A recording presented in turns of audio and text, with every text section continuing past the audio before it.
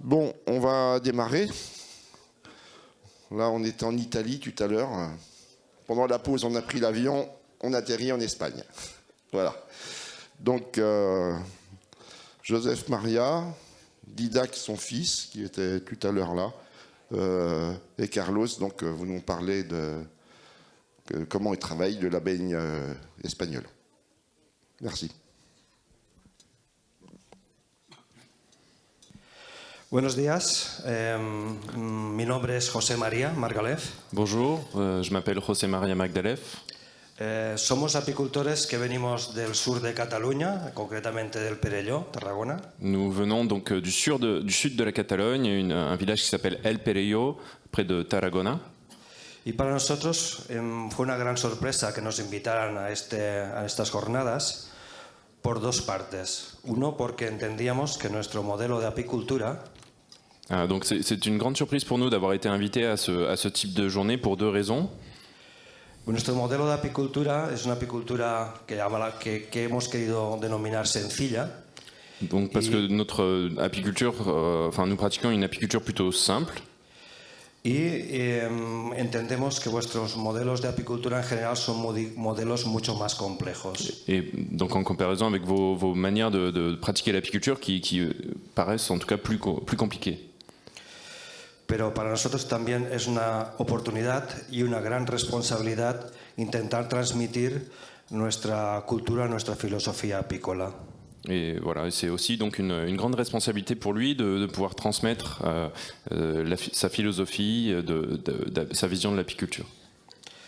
Bueno, en principio, para que vosotros entendáis nuestro modelo apícola, donc pour commencer, pour que vous puissiez comprendre notre modèle d'apiculture, es muy importante que entendáis en el ambiente que vivimos en el Mediterráneo. C'est très important que vous compreniez un petit peu l'environnement dans lequel on se trouve, méditerranéen.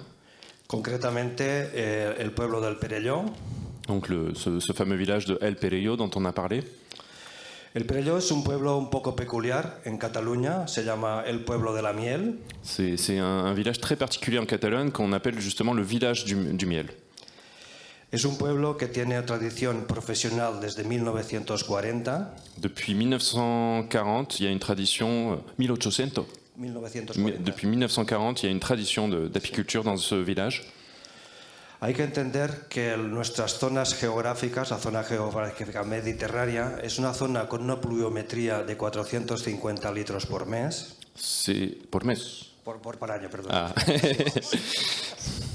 Donc il y a une hygrométrie, une pluviométrie de 450 mm par an. Pero aparte, prácticamente el 50% de la lluvia se concreta en octubre, noviembre. Et 50% de cette pluie, ces précipitations, se situent entre octobre et novembre. Entonces determina un tipo de floración que son extremadamente cortas e intensas. Donc ça implique des floraisons très courtes et intenses. Nuestra apicultura viene de un origen rural, creo que como en Francia, todas las familias antiguamente siempre tuvieron colmenas para producción propia. L'histoire de l'apiculture là-bas, c'est une histoire très liée au monde rural, dans laquelle donc beaucoup de familles rurales avaient leurs propres ruches. Entonces, como es una zona con estas características climáticas, el cultivo principal de la zona es el olivo, el aceite de oliva. Du fait du climat et de l'environnement, la culture principale, c'est celle de l'olivier, de l'huile d'olive. Entonces, para muchos agricultores optaron por el complemento económico de producir miel de forma semi-professionnelle ou professionnelle. Et donc, beaucoup de familles ont décidé de compléter ce revenu avec soit un niveau semi-professionnel ou pratiquement professionnel. Ils pouvaient compléter leur revenu avec l'apiculture. En los principios de los 40, por ejemplo, muchos apicultores hacían una primera transhumancia con carros de caballos desde el Romero a unos 50 kilómetros en la floración del naranjo. Ok. Donc dans les années 40, certaines familles avec des chariots de chevaux, des charrettes, sont allées faire des transhumances depuis le Romarin jusque sur les agrumes, D'accord. à une cinquantaine de kilomètres. D'accord. Más adelante, los apicultores empezaron a agruparse para alquilar camiones y hacer transhumancias a los Pirineos. Et petit à petit, les apiculteurs se sont réunis pour pouvoir louer des camions et transporter plus de ruches vers les Pyrénées. En Pirineos, cuento 2 o 3 anécdotas, los apicultores tenían que ir en bicicleta, cogiendo el tren hasta donde llegaba el tren y luego hacían el transporte en bicicleta. Et donc pour l'histoire, beaucoup d'apiculteurs, une fois que les ruches se situaient là-bas, ils se rendaient ensuite avec leur bicyclette, ils montaient dans le train jusqu'où le train s'arrêtait et ils terminaient en vélo pour aller visiter les ruches dans les Pyrénées. Estos apicultores, como es lógico, dormían en casas de otros agricultores, en pajares de heno. Donc ils dormaient dans la maison d'autres apiculteurs sur place. La extracción de miel se hacía, como veis en la fotografía, en tiendas de campaña. El apicultor dentro tenía un extractor, sacaban la miel y guardaban la miel en los bidones.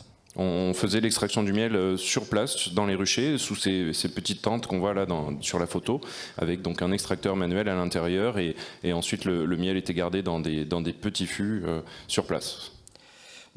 Luego, más adelante, cuando iban a buscar las colmenas, la miel aún se encontraba en el colmenar y lo cargaban en los camiones. Et donc ensuite, à la fin de la saison, ils venaient chercher les ruches et les bidons de miel.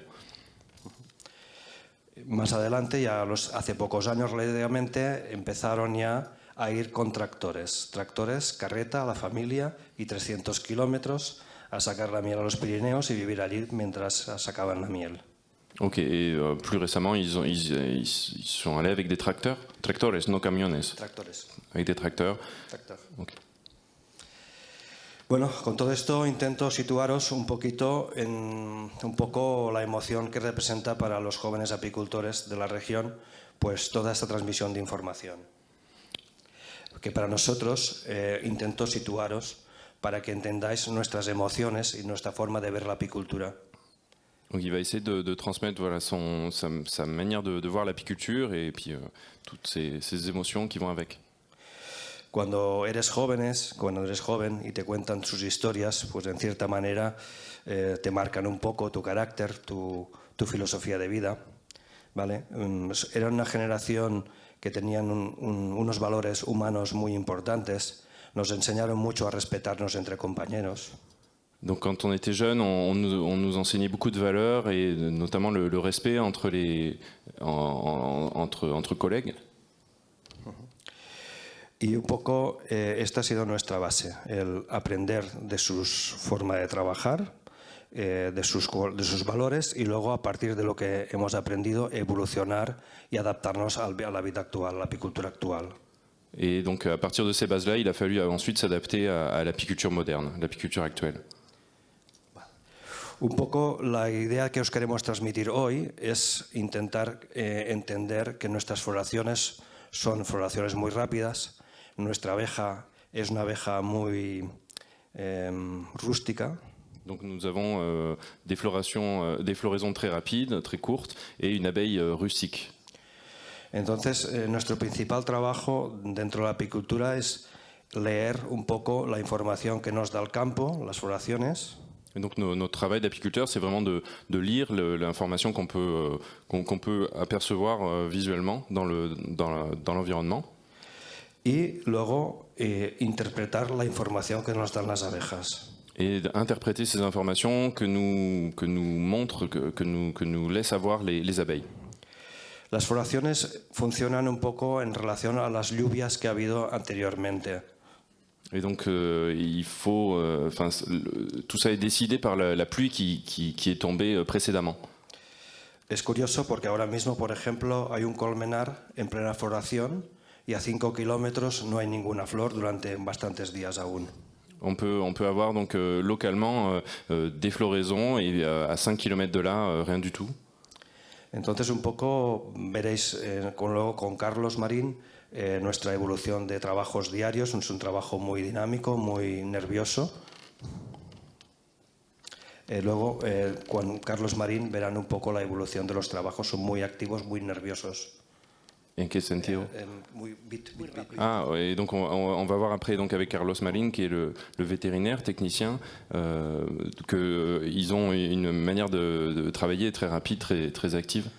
Son trabajos muy simples porque realmente nosotros producimos nuestro 70% de la cosecha entre 15 de febrero y primeros de mayo con el romero. Voilà, donc l'essentiel de la production, 70%, se fait avec le romarin entre février et mai. Muy bien. Es importante también que entendáis que nuestro sistema de trabajo es una explotación semi-extensiva. C'est donc un système de travail semi-extensif.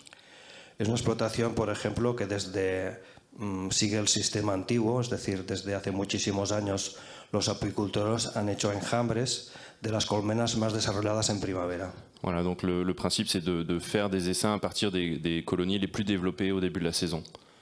Y es un sistema que estamos muy contentos porque necesitamos colmenas que desarrollen muy rápido la producción en primavera. Voilà, c'est un système qui les satisfait. Ils ont besoin de colonies qui se développent assez rapidement au début de la saison. Por ejemplo, otro tema que muchas veces quiero que entendáis, nosotros trabajamos las colmenas, yo le diría como un sistema natural. On travaille donc avec un système que lui qualifierait de naturel. Y un ejemplo es la ley del 33%. Et donc il applique une règle, la loi, si on veut, des 33%. Esta ley consiste en que en un apiario normal, sin mucha manipulación, hay un 30% de colmenas fuertes. Donc cette loi, cette règle dit que dans un rucher normal, sans trop d'intervention, on a à peu près 30% de ruches fortes, développées. 30% de colmenas medianas, 30% de colmenas flojas. 30 donc de colonies moyennes et 30 beaucoup plus faibles. Nosotros aceptamos esto como algo natural y lo que sí que hacemos es tener más colmenas en producción. Donc on accepte ce principe-là comme une loi naturelle et on s'adapte en ayant plus de colonies en production. Por eso hablamos un poco de la ley natural, porque para nosotros intentamos simplificar los manejos, los trabajos y adaptarlos a la realidad apícola que tenemos. Et donc ils adaptent leur manière de travailler à cette loi naturelle. Y último tema que os quiero comentar de momento es un poco que también debido a nuestro clima necesitamos hacer enjambres en zonas como Asturias. Voilà, et autre chose dans leur système, ils réalisent leurs essaims dans des zones différentes que sont donc la zone des Asturias. Hay que aprender a visualizar que en nuestra zona tenemos muchas carencias de polen, muchos años secos y nos costaba mucho el producir enjambres. Ils ont des difficultés dans leur zone d'origine à produire des essaims puisqu'il y a des manques de pollen assez récurrents. Entonces, hace años decidimos crear una empresa en Asturias para la producción de enjambres para la explotación. Et donc, depuis quelques années, ils ont décidé d'installer une partie de leur exploitation dans les Asturies pour produire leurs essaims spécifiquement. Y un poco con la idea también de ahora mismo, si hay excedentes, de poder vender al mercado. Et quand il y a des excédents, ils ont la possibilité de vendre aussi ces essaims. Para nosotros, para entender nuestra filosofía de producción de enjambres, donc pour comprendre leur philosophie, leur manière de produire des essaims, es importante trabajar con enjambres que pasen el invierno, que muestren buena actitud para crecer y desarrollarse en primavera. Ils sélectionnent donc les essaims déjà qui ont survécu pendant l'hiver et ensuite qui montrent un démarrage printanier plus important. Es fácil de entender, el enjambre que se desarrolla él solo por sí mismo y demuestra tener una buena capacidad, este sobrevive, se aprovecha. El que no se aprovecha. Este es nuestro sistema de selección. Ce système de sélection, c'est assez simple. Donc c'est ça, c'est les essaims qui vont se développer plus rapidement seront ceux qui vont pouvoir faire des réserves et survivre.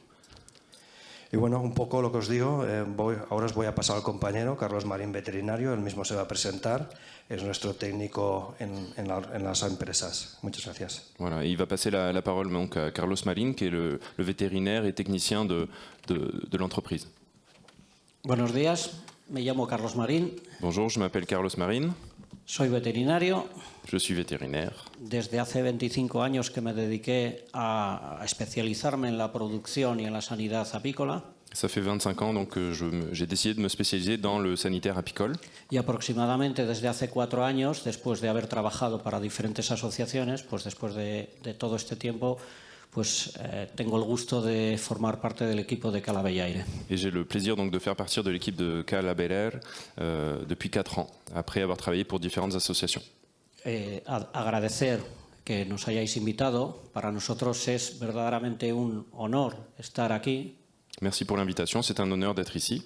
Porque para nosotros, visto desde España, esta asociación es un ejemplo de lo que un sector puede hacer cuando está unido. Et donc cette association, l'NRCA, est un exemple du point de vue espagnol de ce que les apiculteurs peuvent arriver à faire une fois qu'ils se réunissent et qu'ils travaillent ensemble. Voy a intentar, en apenas una hora, explicar cómo es el sistema de trabajo dentro de la empresa. Donc il va vous expliquer en peu de temps, en 1 heure, un petit peu le système de l'entreprise. Habrá muchas cosas que pasaré por alto, pero si tenéis alguna duda, en el turno de preguntas podéis preguntar lo que queráis. Voilà, il ne pourra pas tout développer, bien sûr, mais si vous avez des questions pour approfondir quelques points, on pourra revenir dessus à la fin de l'exposé. Como ha adelantado Josep María, el espíritu de la explotación es buscar la sencillez en los manejos. Donc le principe fondamental de l'entreprise, comme l'a expliqué José María, c'est chercher la simplicité. Observando las necesidades que tienen las abejas en cada momento. Observer donc les nécessités, les besoins dont témoignent les ruches tout le temps. Y completando por nuestra parte con darles las mejores condiciones geográficas, sanitarias y alimenticias. Et donc notre travail résulte à leur donner les meilleures conditions possibles, sanitaires et alimentaires, en les déplaçant, pourquoi pas. Intentando modificar lo menos posible el comportamiento que ellas tienen. On essaie finalement de changer, d'influencer le moins possible leur comportement. C'est surtout l'apiculteur qui s'adapte. Nosotros trabajamos con Apis mellifera iberiensis por varios motivos. On travaille donc avec l'abeille locale, l'Apis mellifera iberiensis, pour beaucoup de raisons. Pero el principal es que es la abeja que mejor está adaptada a nuestros entornos y, por lo tanto, la abeja que menos necesidades tiene y menos efectos secundarios de la producción puede tener. C'est celle qui est tout simplement la mieux adaptée et qui a besoin de moins d'attention de la part de l'apiculteur. Es una abeja grande del tronco de las abejas negras. Elle fait partie, donc c'est des abeilles qui sont un petit peu plus grandes que les autres abeilles. Con pilosidad en el tórax y en los anillos abdominales. Avec de la pilosité sur leur thorax et sur les anneaux abdominales. El cuerpo de las reinas también puede ser negro, pero algunas reinas pueden ser más castañas, más marrones, castañas, sin que eso determine diferencia de comportamiento entre ellas. Voilà, généralement la reine est plutôt noire, mais on peut trouver des reines avec certaines nuances de couleur plutôt marron foncé, sans que cela ait une incidence sur le comportement des colonies. La hibridación con otras razas amarillas se detecta rápidamente porque podemos observar que los primeros segmentos abdominales se vuelven naranjas.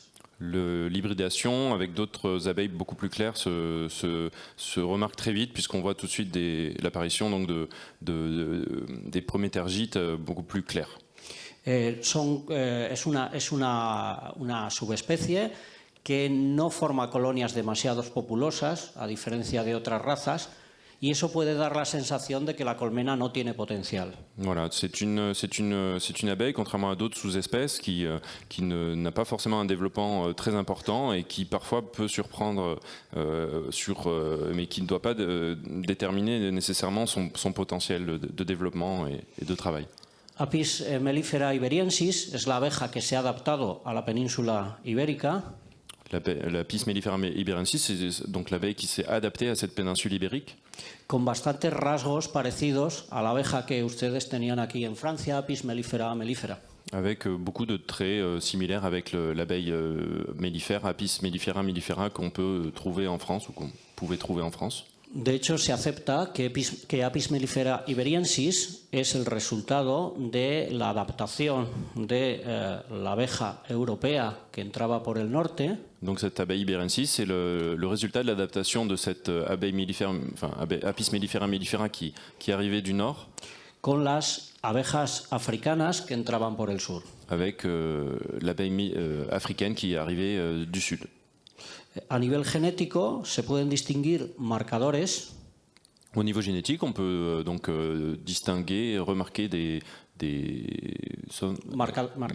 marqueurs génétiques tanto del linaje M procedente de Europa du lignage M qui vient donc d'Europe, du nord de l'Europe, como de los linajes A procedentes de África, et aussi donc des marqueurs génétiques du lignage A, de la lignée A qui vient du sud de l'Afrique. y su porcentaje de aparición en la península Et donc le pourcentage de présence es sur la variable péninsule en función de la localización de los grupos de abejas.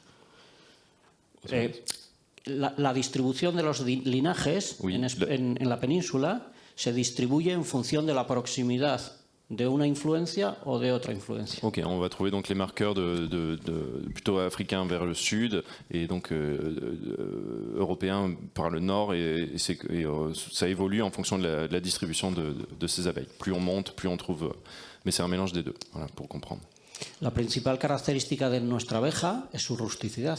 Sa caractéristique principale, c'est la rusticité. La variabilidad genética y de adaptación de esta abeja es muy alta. Il y a Porque, une grande variabilité génétique porque de momento no ha sido seleccionada con demasiada presión, parce qu'elle n'a pas été tout simplement sélectionnée avec beaucoup de pression, de sélection. de manera que su adaptación a diferentes ambientes es enorme. Et donc sa capacité d'adaptation est finalement très très importante à différents paysages, environnements. Quiero contar una anécdota. Je vais vous raconter une anecdote. Cuando José María y yo nos conocimos y él me contaba cómo reaccionaban sus abejas en Cataluña, Quand donc ils se sont rencontrés pour la première fois au début avec José María et donc José María expliquait comment se comportait son abeille en Catalogne. yo pensaba que este hombre con tanta experiencia, ¿cómo podía tener tan poca idea de cómo se comportaban las abejas? Et donc il a été très surpris et il pensait comment cette personne avec autant d'expérience pouvait avoir aussi peu de connaissances sur l'abeille. Y José María, cuando yo le explicaba cómo se comportaban las abejas en Asturias, Et quand lui expliquait à l'inverse comment cette abeille se comportait dans sa région, des Asturies, decía, a este veterinario le faltan muchas horas de campo. il disait à l'inverse, ce vétérinaire, il doit manquer beaucoup d'expérience de terrain parce qu'il n'a pas l'air de connaître bien son abeille. Cuando yo fui a Cataluña a ver las colmenas y cuando él vino a Asturias, pudimos comprobar que la misma abeja se comportaba de manera completamente diferente en función del entorno donde estaba. Et c'est qu'une fois qu'ils ont pu voyager l'un chez l'autre et inversement, qu'ils ont pu se rendre compte que cette abeille en fait avait des comportements très différents selon les zones. Las abejas eran las mismas, trasladadas hacía apenas unas semanas. Et donc les abeilles étaient les mêmes finalement, mais juste en les déplaçant, en l'espace d'une semaine, elles changeaient de comportement. Nuestra abeja tiene una capacidad enorme para regular el tamaño Elles ont, de la colonia. Cette abeille a une capacité très forte à pouvoir réguler sa population dans la colonie. A veces la colonia reduce muchísimo su población cuando considera que no necesita población. Elle va réduire beaucoup sa population quand elle considère qu'il n'y a pas besoin, que ce n'est pas nécessaire. Pero además es una abeja que tiene una gran capacidad para el cuidado de la cría. Et c'est aussi donc une variété d'abeilles qui a une capacité de prendre soin de son couvain.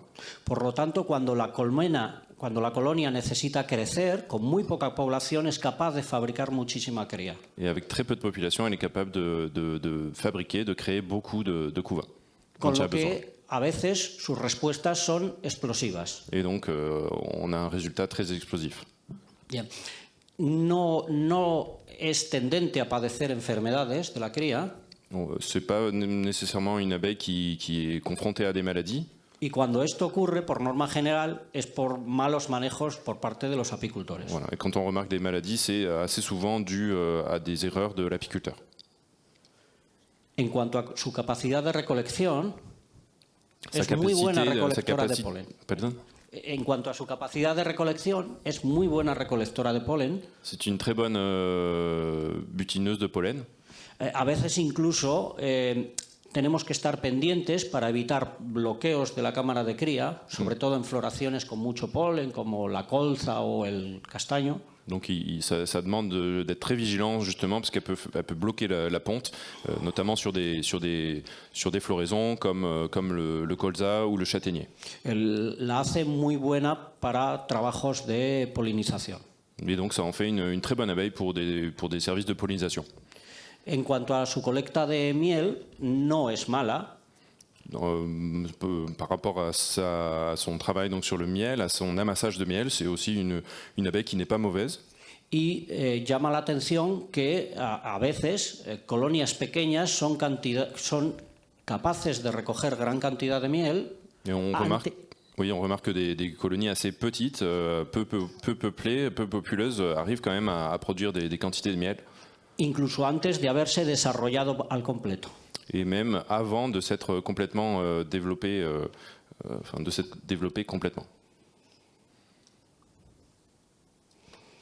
Es una buena ahorradora de reservas. C'est aussi une abeille rustique qui garde bien les réserves. Y llama la atención la capacidad que tiene para prever lo que el campo le va a dar. Para prever, que llama la atención que ella prevé lo que el campo está dispuesto a darla. Et donc c'est une abeille qui sait profiter de ce que l'environnement peut lui donner. De manera que no hace gastos si ella ve que el campo no le va a dar una continuidad. Et donc elle sait s'arrêter si elle voit que l'environnement ne lui donne pas plus de nectar à butiner. Esto hace que tenga una muy buena capacidad para prepararse para la invernada. Ça en fait une abeille qui est très capable, très disposée à bien préparer son hivernage. Lo que al apicultor le da mucha autonomía de trabajo. Et donc ça donne beaucoup d'autonomie de travail à l'apiculteur. Enfin, oui, elle donne. Voilà. Elle est autonome par rapport au travail de l'apiculteur. No vamos a decir que todos los aspectos son deseables en nuestra abeja. Elle n'est pas forcément parfaite non plus. Hay algunos aspectos de nuestra abeja que al apicultor no le gustan. Il y a certains aspects donc, qui ne conviennent pas tout à fait à l'apiculteur. Lo primero que se podría decir es que su instinto de división o de multiplicación es muy alto. Elle a notamment cette propension à essaimer assez importante. Es una cualidad más que demuestra lo rústica que es. Et ça démontre aussi son caractère rustique. Esta característica tenemos que contrarrestarla mediante el empleo de reinas jóvenes. Donc on peut aller un petit peu à l'encontre, freiner cette propension à essaimer en utilisant des reines jeunes. La reducción de capacidad de cría y de abeja al inicio de la temporada para que la colonia no alcance un tamaño grande, haciendo núcleos. Voilà, donc on peut réduire aussi la quantité de couvains et la quantité d'abeilles qu'elle a dans la ruche en faisant des essaims au début de saison. Y aportándole bastante espacio para que no se produzcan bloqueos. Et en apportant suffisamment d'espace pour pas qu'il y ait de blocage. A nivel de selección, sabéis que es un comportamiento muy difícil de seleccionar, evitar la enjambrazón. C'est un comportement, vous le savez, au niveau de la sélection qui est assez difficile à obtenir, à fixer. Es un carácter con baja heredabilidad porque depende de muchos factores genéticos y de muchos factores ambientales. Voilà, c'est un caractère qui est difficile à hériter, dont l'héritabilité est assez faible et qui va dépendre de beaucoup de paramètres. Pero algunos apicultores en la península ya están trabajando en este carácter y están obteniendo algún buen resultado. Mais beaucoup d'apiculteurs dans toute la péninsule ibérique travaillent ce caractère-là et commencent à obtenir des résultats satisfaisants. La segunda característica que se puede decir que no es deseable sería su alto comportamiento defensivo. Voilà, un autre côté négatif de cette abeille, c'est son côté défensif. Que para apicultores que trabajan con razas más mansas puede ser irritante. Voilà, et donc ça, c'est notamment quand on est habitué à travailler avec des abeilles très douces, avec d'autres races d'abeilles, on peut voilà, être un petit peu marqué par cette différence. La defensividad o la mansedumbre, sabéis que es un carácter fácilmente seleccionable. La douceur, comme vous le savez, c'est par contre un caractère qui est plus facilement sélectionnable. La tercera característica que se puede considerar no deseable, pero nosotros entendemos que no es tan no deseable como creemos. Et donc il y a un troisième caractère qui peut ne pas être souhaitable selon les apiculteurs, mais ça dépend qui. Es la menor respuesta que tiene ante los manejos que nosotros queremos obligarla a hacer. C'est sa plus faible réponse finalement aux actions de l'apiculteur. Decíamos que nuestra abeja es muy rústica y muy ligada a lo que observa en el campo. Donc c'est une abeille, comme on le disait, très rustique et qui est très liée à ce qui se passe dans l'environnement. De manera que nosotros, si por ejemplo queremos estimularla en un momento que el campo no es propicio, et donc ça fait que si par exemple l'apiculteur veut la stimuler à un moment où l'environnement n'est pas propice, la colonia no va a responder, va a acumular ese alimento y no va a crecer en cría. Voilà, cette colonie qui est stimulée ne va pas répondre à cette stimulation et va simplement stocker l'alimentation qui lui est donnée. Ese alimento lo va a almacenar y cuando el campo empiece a dar señales de que va a despuntar, lo va a utilizar para hacer una gran explosión. Voilà, donc elle stocke ce nourrissement et par contre, c'est une fois que l'environnement lui donne des signes que c'est bon, que les choses se lancent, là, elle va utiliser ces réserves-là pour se développer. Es entendible que para un apicultor que trabaje un pequeño número de colmenas, esto puede ser una desventaja. Donc pour un apiculteur qui travaille peu de colonies, ça peut se voir comme un non-avantage, un inconvénient. Voilà. Pero, sin embargo, cuando se maneja un número grande de colonias, esto es una gran ventaja. Mais c'est finalement ça devient un avantage quand on gère un grand nombre de colonies. Bien.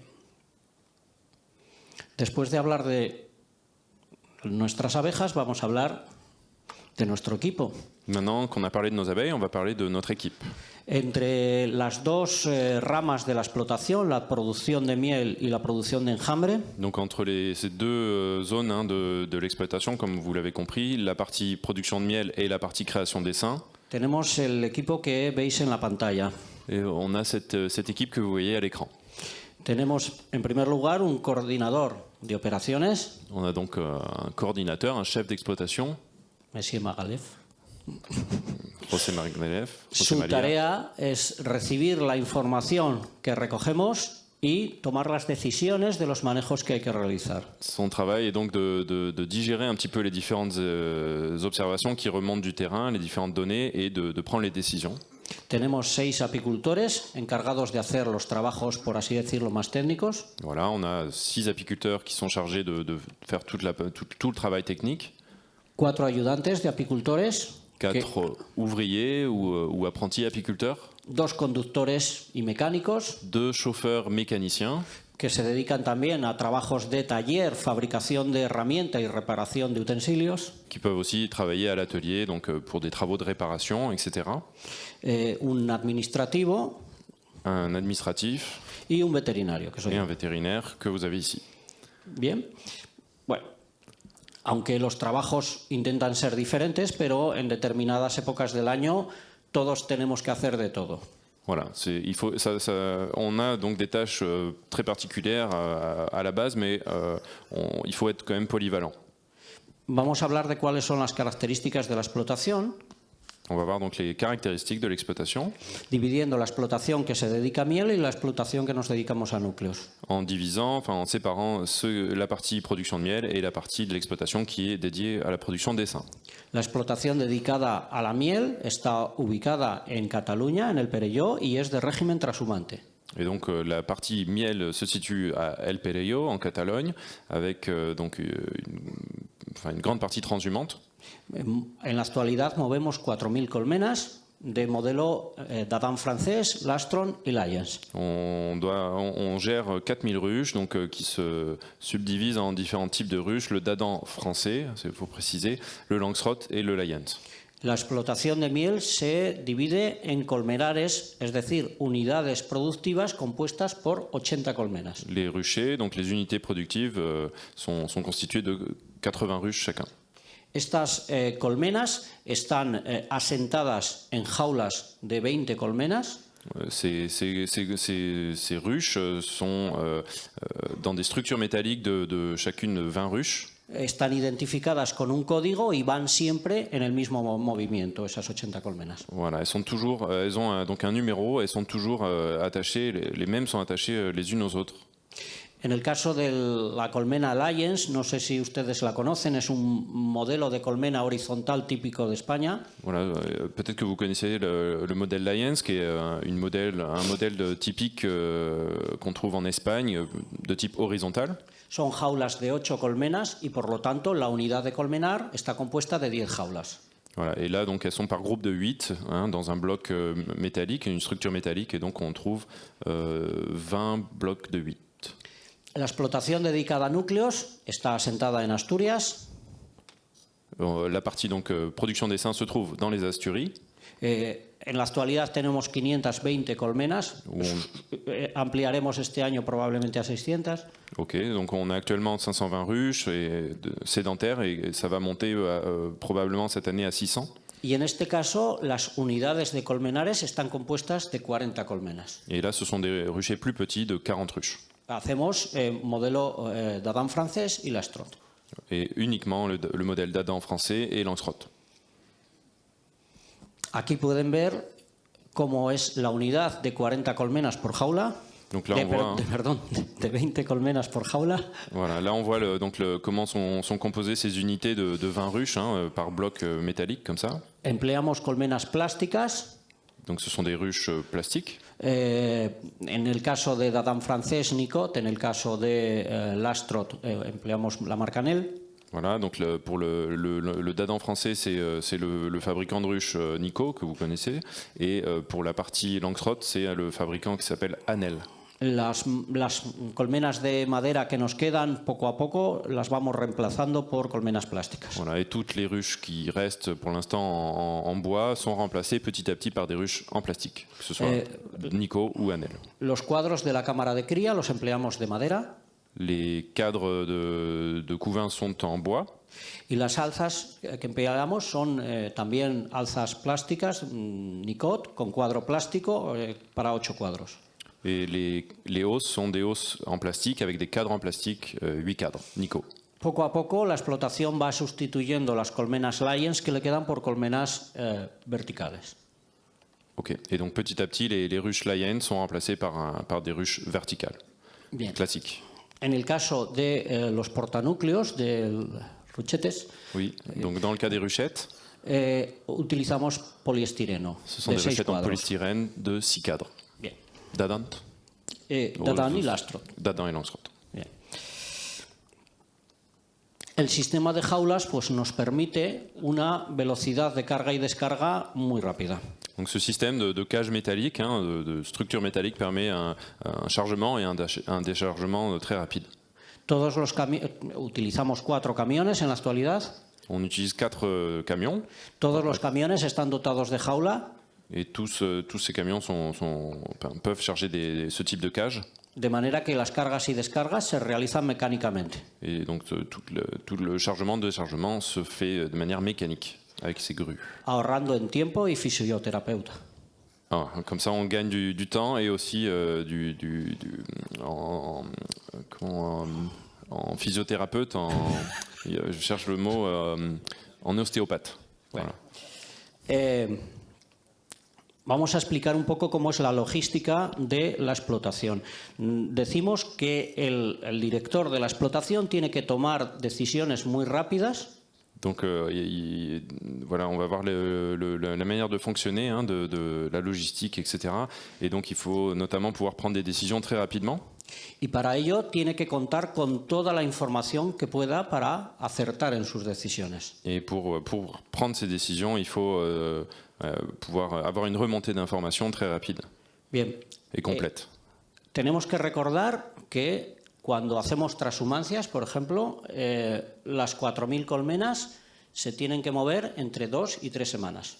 Donc pour rappel, quand on fait une transhumance, il faut pouvoir déplacer les 4000 colonies entre 2 et 3 semaines. Exacto, sí. Bien, para recoger la información contamos con un sistema de control de lo que está ocurriendo en el campo. Donc on a un système de contrôle d'information de ce qui se passe sur le terrain. En primer lugar, tenemos lo que llamamos revisiones rápidas. On a donc dans un premier temps ce qu'on appelle des vérifications rapides. Consiste en la valoración del estado del colmenar revisando unas pocas colmenas, pueden ser 7, 8. Donc voilà, ça consiste à juste vérifier quelques ruches par rucher, par exemple 7 ruches à peu près. Y en esas revisiones valoramos la cantidad de abeja que tienen, la cantidad de cría que tienen, si están metiendo alimento o no lo están metiendo, si tienen reservas o no. Voilà, donc par exemple les informations qui sont remontées à cette occasion-là, c'est le nombre de cadres de couvain, la quantité de couvain et la quantité d'abeilles et l'état des réserves, si c'est en train d'augmenter ou non. Y la tendencia que tiene el campo en ese momento. Et la tendance de l'environnement à ce moment-là. Esta información se pasa a grupos de WhatsApp. Et toute cette information est communiquée à travers leur groupe WhatsApp. Luego tenemos que en los trabajos cotidianos que hacen los apicultores, donc, los tous les travaux quotidiens des apiculteurs, de cambio de cera, de tratamientos a las colmenas, voilà, des traitements, du changement des cadres de cire. También se hacen unas valoraciones que esa información también se cuelga en el WhatsApp. Voilà, à chaque fois, toutes ces informations sont notées et transmises dans le WhatsApp. También se apuntan en la cantidad de colmenas que puedan estar muertas. On note aussi le nombre de colonies mortes. Bien. Y también todo eso va a la gestión de información.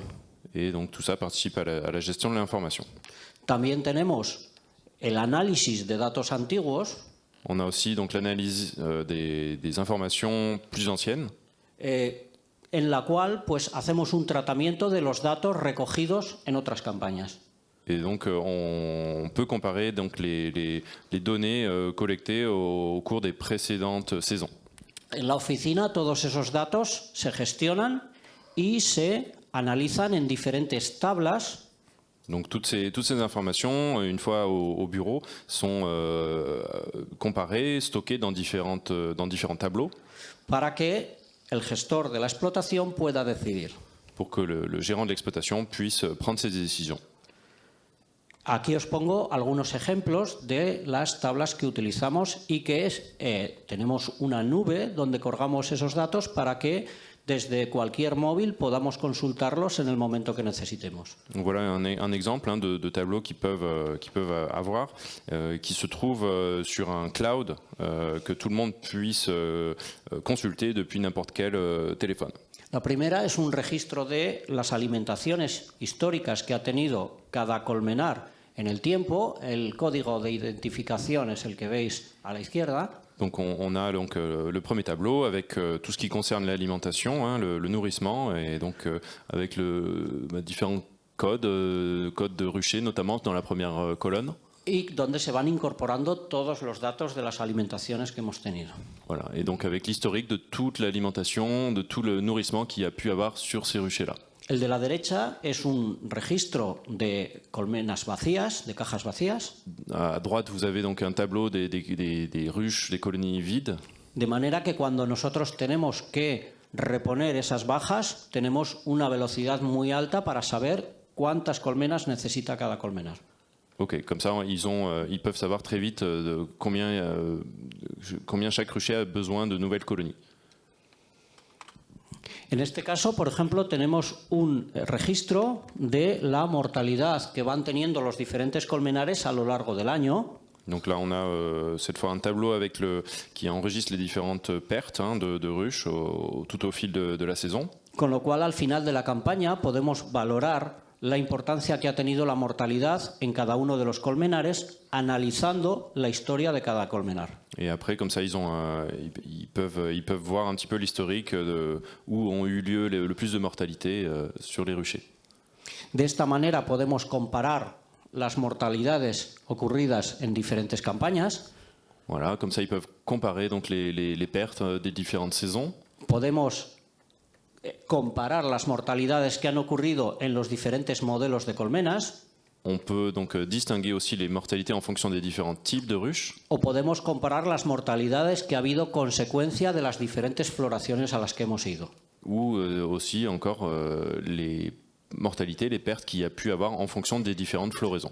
De esa manera podemos saber la rentabilidad real que tiene cada una de las floraciones. Et donc on peut établir la rentabilité de chacune des floraisons.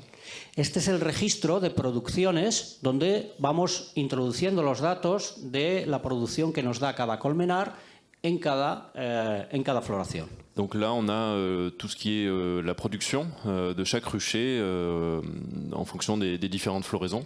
Podemos analizar los datos de manera anual en función del número de en función del modelo de colmenas. On peut donc connaître la production annuelle en fonction de chaque type de ruche. De esa manera podemos saber, por ejemplo, que las Lions son menos productivas que las colmenas verticales. Et c'est comme ça qu'ils ont pu déterminer, par exemple, que les Lions, le modèle Lions, était moins productif que les deux autres types de colonies verticales. Es una de las razones por las cuales estamos pasando a un modelo vertical. C'est pour ça qu'ils passent progressivement, ils abandonnent ce modèle horizontal, Lions, et passent tout en vertical. Y de esta manera también podemos valorar, de una manera general, cuáles son las mejores floraciones y si compensa o no ir a las diferentes floraciones. Ils peuvent aussi déterminer quelles sont les meilleures floraisons, les meilleures récoltes et savoir si c'est rentable ou pas de se déplacer pour telle ou telle floraison.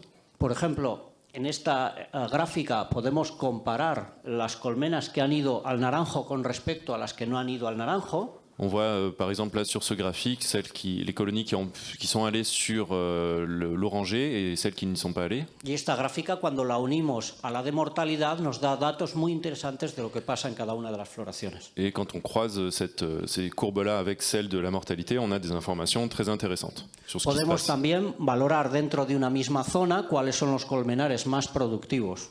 On voit aussi sur une zone quels sont les ruchers les plus productifs. Y si una zona es más productiva que la otra. Et si une zone est donc plus productive qu'une autre. Bien. ¿Vamos bien? ¿Sí? Bueno. Vamos a hablar un poco ahora de la logística en transhumancia.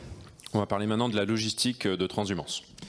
La explotación dedicada a la miel está basada en la transhumancia de las colmenas. La partie donc qui est de l'exploitation qui est dédiée à la production de miel est vraiment centrée, basée sur la transhumance. Como ya os ha explicado José María, las floraciones en su zona son cortas y una vez que terminan, se acabó.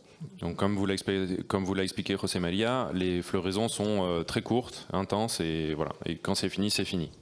Nosotros podemos aprovechar las diferentes zonas climáticas que hay en la península ibérica.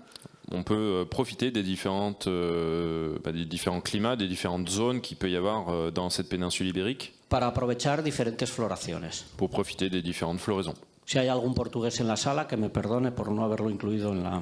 S'il y a des Portugais dans la salle, ils s'excusent pour ne pas avoir inclus le Portugal sur sa carte. Vemos en la zona donde se ubica la zona mediterránea, vemos una primera zona de verde más claro, que sería un clima mediterráneo de costa. Donc on voit sur la partie méditerranéenne une partie verte un peu plus claire, donc qui est la zone méditerranéenne. En verde más oscuro podemos ver un clima mediterráneo interior o continental. Et donc,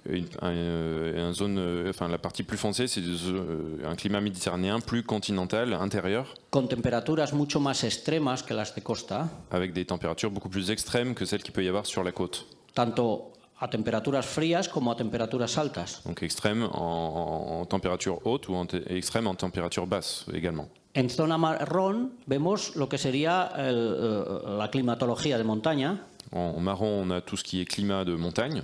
¿Sí? Y en azul vemos lo que sería nuestra zona de Asturias, un clima oceánico. Et en bleu, donc c'est leur zone justement où il y a les Asturies, avec un climat beaucoup plus atlantique, océanique.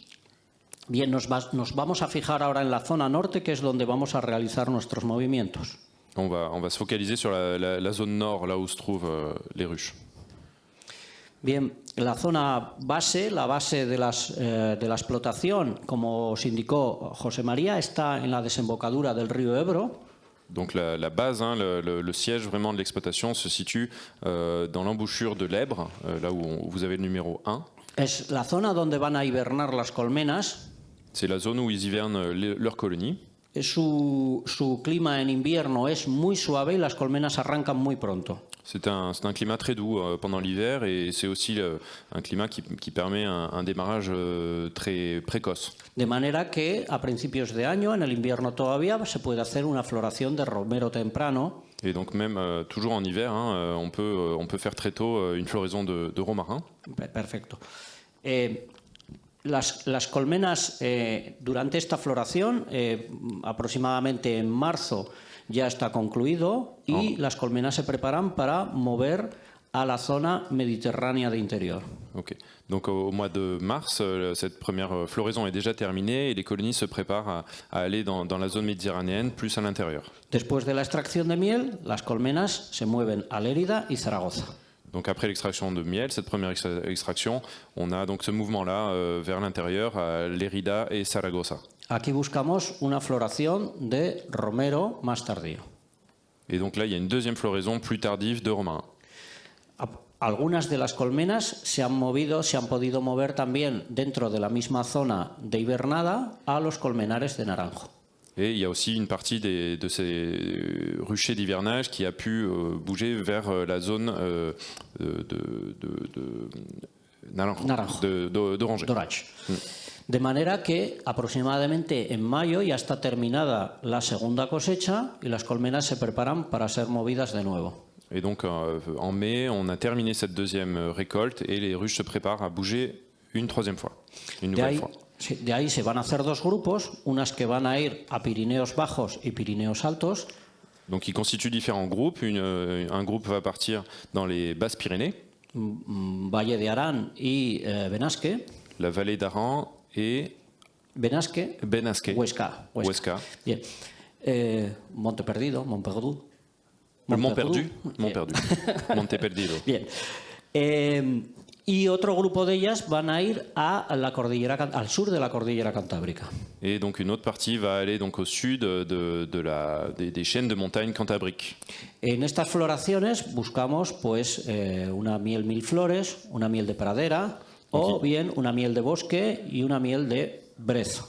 Ok, donc il y a différents types de miels qui peuvent être produits, des miels de prairie, des miels de forêt et puis des miels de bruyère calune, des bruyères classiques. Las colmenas que se van al sur de la cordillera Cantábrica hacen una cosecha de brezo fantástica. Ok, celles qui vont donc dans la partie ouest, dans les monts Cantabriques, font une très très bonne récolte de bruyère. Generalmente en septiembre-octubre las colmenas son castradas y se bajan a las zonas de hibernación. Ok, en octobre, donc les colonies vont revenir. ¿Castradas en qué sentido? Quitadas la miel. Ah oui, ok, sont récoltées simplement et redescendent dans leur lieu d'hivernage. Bien. La zona de producción de núcleos, que es la explotación estante, la tenemos en Asturias. Et donc là est apparue la zone de production d'essaims sur les Asturies. Bien, en todas estas zonas, en todas estas zonas de transhumancia, para facilitar la logística, los empleados disponen de casas que tenemos alquiladas para que puedan estar en ellas. Pour simplifier donc tous ces déplacements, les employés sont logés dans des maisons qui sont spécialement louées pour les héberger sur place. Bien, una cosa que también quiero dejar clara es que en cada una de las zonas hay multitud de emplazamientos. Donc dans chacune de ces différentes zones, il y a vraiment une multitude d'emplacements. Pero algunos de ellos no se usarán. Mais tous ne sont pas nécessairement utilisés. Hay un trabajo por parte del gerente de la empresa de controlar los diferentes asentamientos y vigilar dónde van a ser las mejores floraciones. Il y a un travail en amont de tout ça qui consiste donc par José María à se rendre sur place et à voir dans quel état sont les emplacements et si c'est possible ou pas, si c'est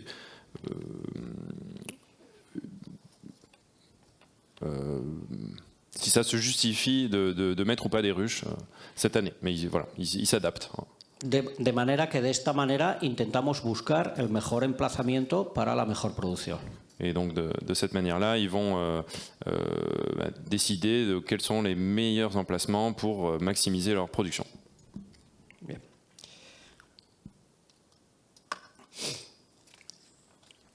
El ahorro de tiempo y de esfuerzo se tiene que lograr también en una buena gestión de la transhumancia. Donc pour gagner du temps, il faut donc optimiser et avoir une bonne gestion de ces transhumances.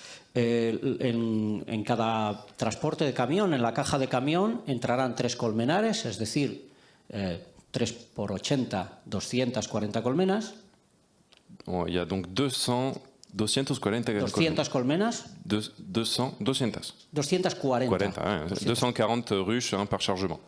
En función un poco, si las colmenas se tienen que trasladar con alza, entonces moveremos 2 colmenares, no 3. Ok, donc ça fait 3 ruchers, sauf s'ils bougent les ruches avec des hausses, et à ce moment-là, ils peuvent déplacer 2 ruchers seulement. Pero el camión también puede transportar un remolque donde pueden ir otros 3 colmenares. Et donc il peut mettre, rajouter une remorque et avoir 3 ruchers de plus. Y en ese remolque que vemos ahí en la diapositiva, pues lleva otros 3 colmenares y alzas para cuando se necesiten. Donc voilà, sur cette remorque que vous avez à l'arrière, vous avez 3 ruchers et toutes les hausses qui correspondent. Con el incremento del gasto en gasolina, estos son movimientos que se deben de tener muy controlados para buscar la mayor rentabilidad. Voilà, ils doivent valoriser, maximiser l'utilité de ces déplacements, comme vous le savez, avec le prix du carburant qui est important. Y dependiendo del tipo de movimiento, emplearemos una opción u otra. Et donc selon, ils s'adaptent et ils vont faire certains choix ou d'autres selon ce que la situation exige. En este caso veis que el remolque lleva otro camión cargado de colmenas. Et là, on voit par exemple dans cette situation-là un gros camion qui transporte un camion un peu plus petit avec lui-même son chargement de ruches. Bien. En cuanto a la gestión de la alimentación, José María os decía que no empleamos la alimentación como una forma de estimulación. Donc voilà, comme on vous le disait, en ce qui concerne l'alimentation, ce n'est pas géré comme de la stimulation. Pero siempre buscamos que las colmenas tengan reservas abundantes para que las usen cuando las necesiten. Voilà, simplement, donc ils font en sorte que les colonies aient suffisamment de réserves pour qu'elles puissent l'utiliser quand elles en auront besoin. En cuanto a la gestión de la alimentación, empleamos una bomba con un tanque de 1000 litros. Voilà, donc ils se déplacent sur les ruchers avec une cuve de 1000 litres et une pompe. Y si tenemos la base cerca y nos da tiempo a recargar, pues aproximadamente en una jornada de trabajo se pueden alimentar 1000 colmenas. Voilà, en une journée, s'ils peuvent recharger à proximité leur cuve, ils sont en capacité de nourrir 1000 ruches dans la journée. En cuanto a los tratamientos de la varroa, aproximadamente un operario. Donc, pour le traitement varroa, un ouvrier, un opérateur tratará 4 colmenares en un día, es decir, 320 colmenas. Ok. Dans une journée, une seule personne peut traiter 3 ruchers, 3 colmenares. 4 colmenares. 4 colmenares, donc ça correspond à 8 por 4, 32, 320 colmenas. 320 colonies. Perfecto. Bien. En cuanto al control de varroa, bueno, pues es una de las actividades que más energía nos conlleva hoy en día dentro de la explotación. Voilà, donc le comptage de varroa, c'est une des tâches qui leur demande le plus de travail actuellement sur l'exploitation. Porque estamos viendo que hoy en día es el mayor lastre que tiene la explotación y creo que no solamente la nuestra. Ouais, c'est leur plus grosse problématique et visiblement ce n'est pas seulement eux, c'est d'autres exploitations, ce ne sont pas les seuls. Detectamos pérdida de eficacia de los tratamientos. Ils ont remarqué des pertes d'efficacité des traitements. Y el cambio climático está haciendo que cada vez sea más difícil tener la explotación a cero de cría. Et notamment aussi le changement climatique fait que c'est très compliqué d'avoir des périodes avec zéro couvain. Por lo tanto, una de las acciones que hacemos, además de los tratamientos programados, es el control de la cantidad de varroa que tienen los colmenares periódicamente. Et donc en plus des autres activités, ce qu'ils font maintenant, c'est un contrôle du nombre de varrois sur leur exploitation. Para eso hacemos controles periódicos de una muestra de 8 colmenas por colmenar, un 10% de las colmenas. Voilà, donc ils font des comptages sur à peu près 8 ruches par rucher, donc 10% des ruches. Bien, en estas revisiones anotamos el número, cogemos siempre las mismas colmenas. Ils vont compter à chaque fois les mêmes colonies. Y registramos el número de cuadros de abeja, el número de cuadros de cría. Donc ils vont noter le nombre de cadres d'abeilles, cadres de couvains. Y hacemos una prueba de índice de parasitación en abeja adulta. Et donc ils vont faire un échantillonnage sur des abeilles adultes. Mediante la técnica del azúcar glass o del CO2. Voilà, donc avec deux techniques possibles, soit le sucre glace, soit le CO2. Podéis decir que no es el método más exacto para saber cuáles son los niveles de varroa. On peut dire que ce ne sont pas nécessairement les deux méthodes les plus exactes, les plus justes, les plus parfaites pour compter les varrois. Pero necesitamos un sistema que sea rápido y ágil para hacernos una idea de lo que pasa. Mais on a besoin donc de faire un choix et d'avoir une option qui soit quand même rapide et efficace. Comenzamos haciendo la revisión de 15 colmenares que serían el ejemplo para trasladarlo a la explotación. Et donc ils ont commencé en faisant donc des relevés sur 15 ruchers qui étaient représentatifs de l'ensemble de l'exploitation. Pero comprobamos que cada colmenar se comportaba de una manera diferente. Mais ils se sont rendus compte que chaque rucher en fait se comportait d'une manière différente. Por lo tanto, ahora revisamos los 50 colmenares. Et donc actuellement, ils sont passés à le comptage sur l'ensemble des ruchers, les 50 ruchers. Y necesitamos una prueba que sea lo más rápida posible. Et il leur faut une méthode le plus rapide possible. En el registro del control de varroa también anotamos cuándo se hacen los tratamientos. Donc ils marquent dans leur registre de comptage de varroa à quel moment ils font leur traitement. E intentamos que durante todo el año esos niveles no excedan nunca del 3%. Et ils font en sorte que dans ces différents comptages, les niveaux de varroa ne dépassent pas les 3% toute l'année. Lo del 3% es porque generalmente en el ambiente científico siempre se hablaba de este 3%.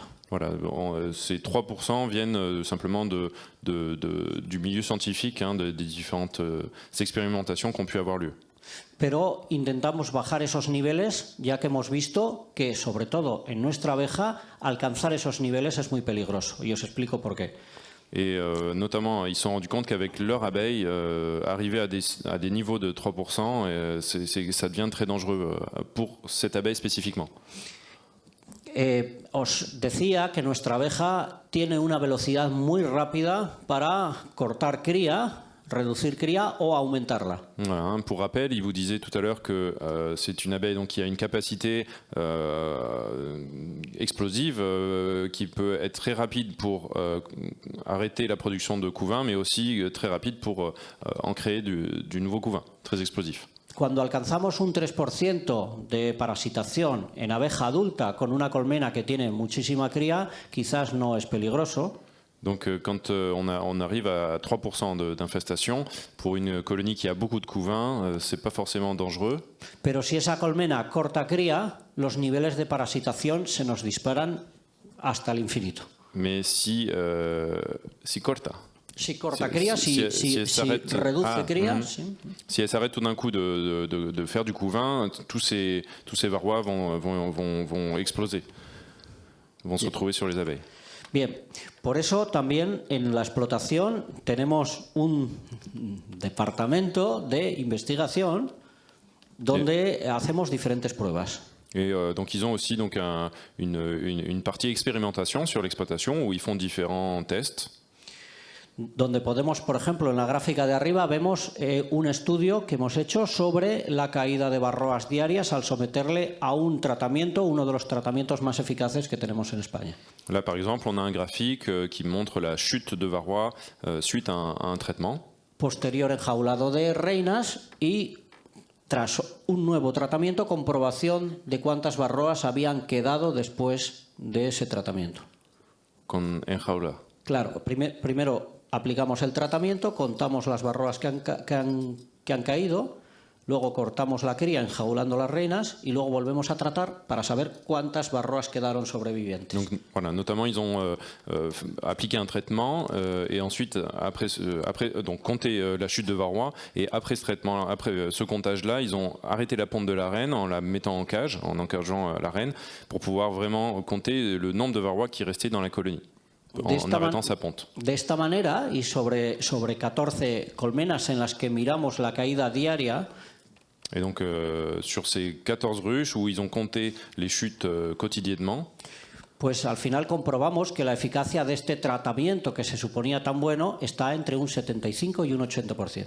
Ok, et donc ils ont pu montrer que ce traitement, il n'a pas cité lequel, mais qui est censé être très efficace, le plus efficace, avait finalement une efficacité entre 70 et 80%. Esto nos hace plantearnos continuamente qué tratamientos usamos y qué futuro van a tener, es decir, cuándo vamos a tener que volver a tratar. Voilà, et donc ce type d'expérimentation leur permet d'avancer et de savoir quand est-ce qu'ils auront besoin de traiter à nouveau. Es un ejemplo. En el ejemplo de abajo os pongo, por ejemplo, cómo hemos comprobado en un colmenar. A ver. Ok. En el ejemplo de abajo hemos comprobado entre 3 tratamientos cuál ha sido capaz de disminuir la tasa de parasitación en las colmenas. Donc là, on a donc une étude avec 3 produits différents. Con lo cual vemos que el tratamiento número 2 no ha cumplido con su cometido. Avec donc le traitement le moins efficace étant le traitement numéro 2 qui n'a pas rempli sa fonction. Vamos a hablar de la explotación de núcleos. On va parler maintenant Asturias. de la production d'essaims. Como explicó José María, la explotación de núcleos es el resultado de la necesidad de reposición de colmenas en la explotación de miel.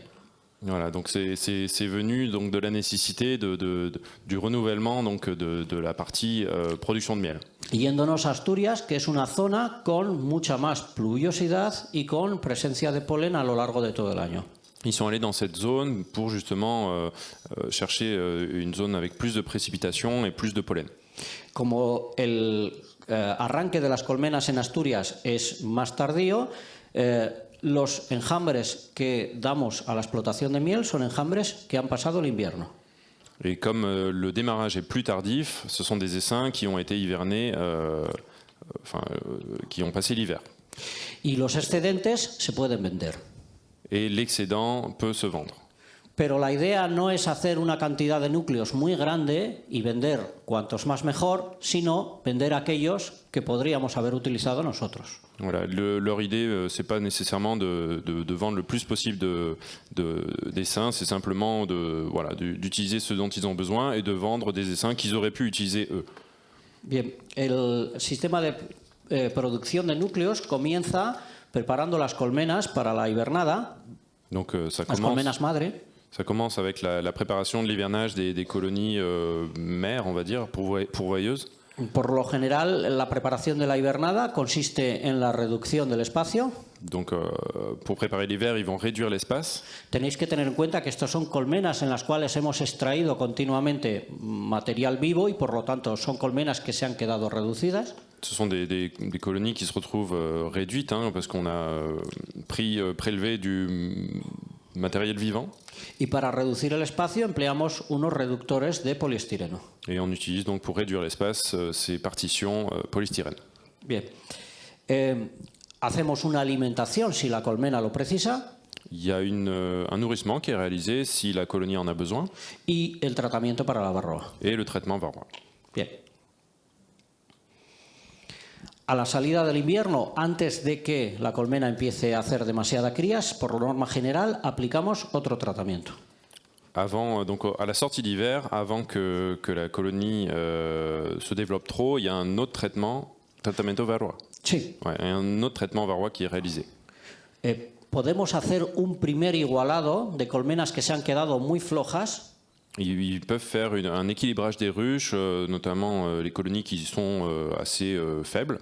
Pero porque nosotros no sabemos si son flojas porque la reina no vale o son flojas porque nos hemos pasado durante el año anterior sacándole material. Voilà. Après, c'est pas toujours évident de savoir si ce sont des colonies qui sont faibles à cause de la reine ou si c'est parce qu'ils les ont beaucoup trop sollicitées l'année précédente. Todo esto se apunta en la tapa. Et donc tout est inscrit sur la toiture.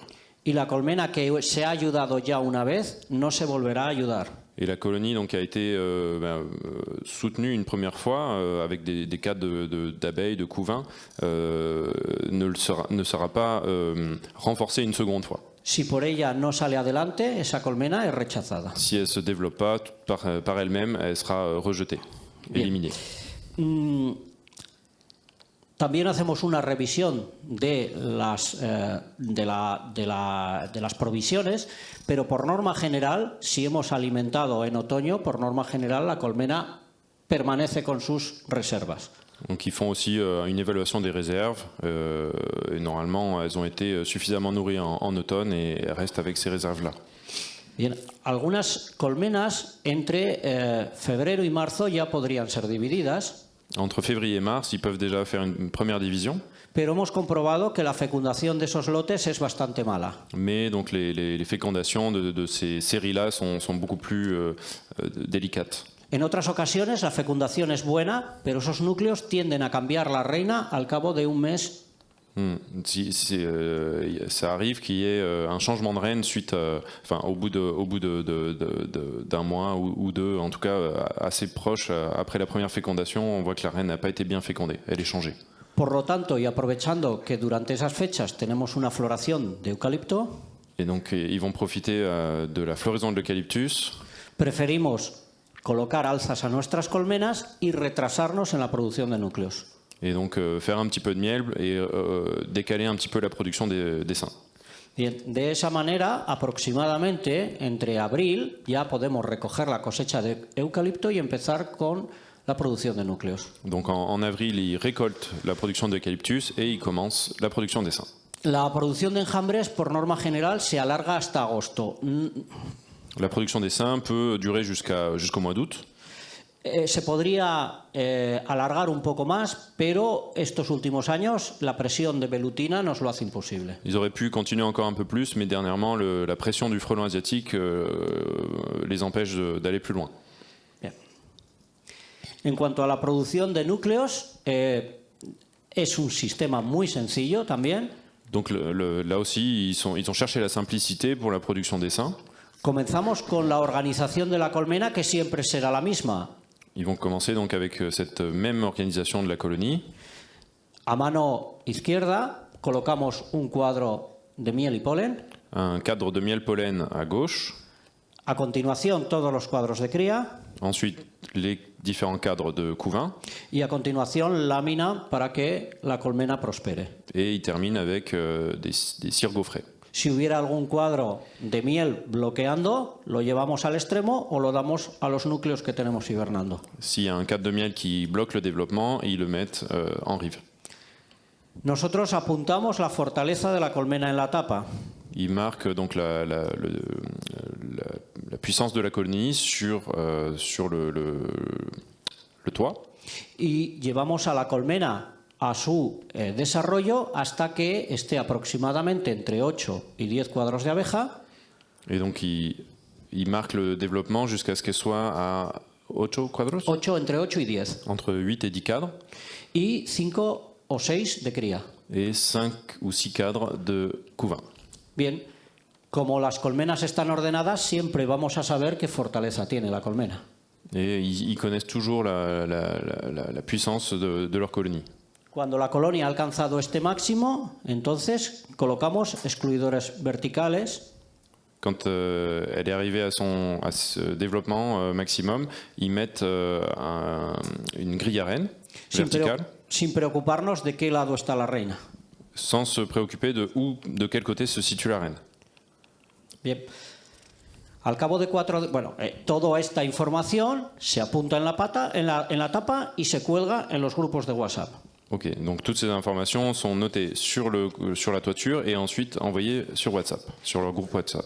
Este manejo está calculado para que un apicultor pueda revisar un colmenar de 40 colmenas y poner sus excluidores en 1 hora.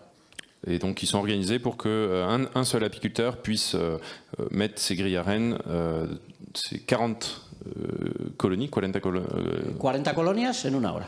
en 1 heure, 40 colonies en 1 heure. Bien. Al cabo de 4 días, Après 4 jours, volvemos a sacar los enjambres. ils reviennent pour sortir les essaims. Simplemente buscamos la parte donde no quedan huevos Ils utilisent la partie où il n'y a pas d'œufs y a partir de ahí hacemos los núcleos. et ils font leurs essaims comme ça. Los núcleos los hacemos con un cuadro de miel y polen, Alors ils produisent leurs essaims à partir d'un cadre de miel et pollen, 2 cuadros de cría y 2 cadres de couvain la abeja suficiente para manejar esos cuadros. et suffisamment d'abeilles pour prendre en charge ce couvain. Ponemos un reductor de poliestireno Ils utilisent une partition en polystyrène y cerramos la colmena y cerramos el núcleo y lo llevamos a otro colmenar. ils ferment donc cette ruchette et ils l'emmènent dans un autre rucher. A las colmenas madres se les quita el excluidor y se completan con láminas de cera. Et donc les colonies pourvoyeuses, on retire cette grille à reine qui était au milieu et on complète avec des cires gaufrées. Se apunta la fortaleza de la colmena On note la puissance de la colonie y se cuelga en los grupos de WhatsApp. et on envoie l'information par WhatsApp. Bien, por norma general hemos comprobado que en núcleos más pequeños On a vu que des ruchettes, des essaims plus petits, no tienen buenas tasas de fecundación. n'ont pas de bon taux d'acceptation, de bon taux de fécondation. Observamos que hay un recambio importante de reinas al cabo de un mes. Et ils ont observé ce changement naturel de reine après 1 mois quand les essaims étaient trop petits. Por lo tanto, no nos planteamos trabajar ni con babies Et donc c'est pour ça qu'ils ne font pas de fécondation dans des mini-nucs, ce qu'on appelle nous les nucléi de fécondation. Bien, en los portanúcleos se apunta la fecha de su fabricación y de qué colmenar se han fabricado. Voilà, sur chaque ruchette, on inscrit la date de création de l'essaim et le rucher d'où vient l'essaim. De esa manera podemos hacer la trazabilidad de los lotes, Et c'est comme ça qu'ils organisent leur traçabilité en différents lots. donde 20 días después, cuando ya no tengan cría, aplicaremos un tratamiento contra la varroa 20 jours plus tard, ils peuvent pratiquer un traitement varroa quand il n'y a plus de couvain. y 40 días después comprobaremos el éxito de fecundación apuntando quién ha sido el apicultor que lo ha hecho. Et 40 jours plus tard, ils peuvent constater le taux de ponte, le taux de reine en ponte et marquer l'apiculteur qui est responsable de ça. Los núcleos, una vez fecundados, se llevan a su desarrollo. Donc Una vez fecundados, oui, une fois fécondés, se llevan a su desarrollo, a su engorde. les essaims se développent. En caso de que alcancen su máximo desarrollo de los 6 cuadros, pueden volver a dividirse. Et une fois qu'ils arrivent à leur maximum de développement de 6 cadres, ils peuvent à nouveau être divisés. Y se preparan para pasar el invierno aportándoles alimento y tratamiento para la varroa. Et ils se préparent à passer l'hiver en traitant le varroa et en apportant le nourrissement si nécessaire. Bien, los núcleos producidos en Asturias son cargados para llevar a la explotación de miel. Donc les essaims produits dans les Asturies sont ensuite transportés à l'exploitation de miel. Y como os decía, los excedentes se pueden utilizar para la venta. Et tout ce qui est excédent peut être destiné à la vente. Bien, como vamos mal de tiempo, Mal. pues no, digo que como vamos mal de tiempo, pues termino ya. Voilà. On va accélérer un petit peu parce qu'on arrive à la fin. El reto de la explotación es seguir aprendiendo, haciendo pruebas. Donc le principe de l'exploitation, c'est de voilà, toujours essayer de comprendre et de faire des nouveaux tests Para seguir avanzando. pour continuer à avancer. Bien, y a por mi progresar. parte nada más creo que José María os quiere dar unas conclusiones. Et donc José María va faire une petite conclusion rapide. Muy rápido, tranquilo, hay hambre. En principio, nuestra intención hoy ha sido esta, explicaros nuestro modelo de trabajo, apicultura simple. Donc voilà, on a voulu vous expliquer notre modèle d'apiculture, une apiculture simple. Por nosotros es muy importante aprender a observar la naturaleza y las abejas. C'est très important à nos yeux d'observer les abeilles, la nature. Es importante también una transhumancia muy eficaz. Donc ce qui est aussi très important, c'est l'efficacité dans la transhumance. Y para que entendáis un poco esto, siempre digo a muchos apicultores que un buen apicultor con malos colmenares, un Un bon apiculteur avec des mauvais ruchers no va a hacer miel. ne va pas faire de miel. Un mal apicultor con buenos colmenares hará miel. Et un mauvais apiculteur avec des bons ruchers fera du miel. C'est ça. Muchas gracias. Voilà, merci beaucoup. Merci beaucoup. Alors, je suis désolé, mais l'exposé était très très riche. On a mis la cadence à la fin, mais il n'y a pas de temps pour les questions. Voilà. On est désolé, non, mais on a le restaurant qui nous attend, on a déjà du retard. Si vous voulez leur poser les questions, bah, essayez de... allez, une question. Battez-vous. Ou deux. Merci pour l'exposé, mais un seul vétérinaire a cette grande exploitation à l'année? Un solo veterinario al año para todas estas colmenas. ¿Sí? Bueno, el veterinario trabaja todos los días en la explotación, tiene mucho trabajo gestionando el control de la barroa de 50 colmenares. Además de eso, pues me dedico al registro de datos y a la interpretación de los datos, con lo cual, sí, el veterinario trabaja los 12 meses del año en la explotación, sí. Ouais, il y a beaucoup de travail pour toute l'année pour un seul vétérinaire, donc avec voilà, toute la récolte de données et voilà, les différents, le traitement, le suivi du varroa notamment, très important. Mais oui, un seul vétérinaire, 12 mois de l'année. Merci. Voilà. Juste, Donc, là, et les traitements, c'est comme sur les Français? Apivar, c'est plus efficace. Bueno, además del apivar y el apitraz, que creo que tenéis en Francia, Voilà. en España...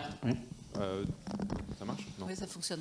Oui, ouais. Donc il y a donc le apitraz et apivar que vous avez ici en France. En España tenemos registrado un tratamiento amicel a base de amitraz Et en plus, il y a un autre traitement à base d'amitraz qui s'appelle Amicel, que se aplica de forma líquida sobre tiras de cartón. qu'on applique de manière liquide sur des lanières de carton. Esto nos da la posibilidad de realizar un tratamiento muy rápido cuando las colmenas tienen poca cantidad de cría. Et ça permet de faire un traitement très rapide quand il y a peu de couvains dans les colonies. Juste une question là sur, en ligne. excusez-moi, sur le Zoom. C'est pourquoi utilisez-vous deux types de ruches différentes?